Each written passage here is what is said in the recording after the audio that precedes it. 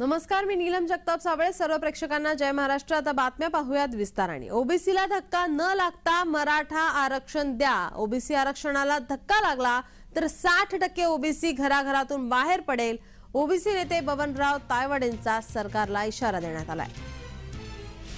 OBC आरक्षणाला धक्का लागला तर 60% ओबीसी घरातून बाहेर पडतील असा इशारा सरकारला देण्यात आला. ओबीसी नेते यांच्याकडून सरकारला इशारा देण्यात आलाय.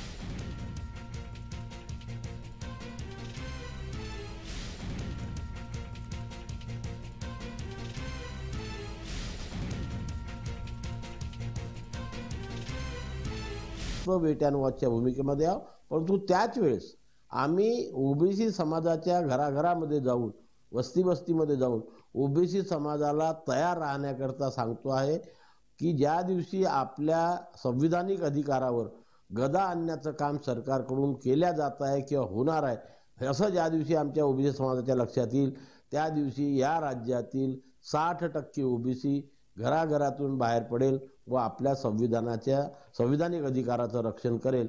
याकरता समाजाला आम्ही सज्ज ठेवत आहोत.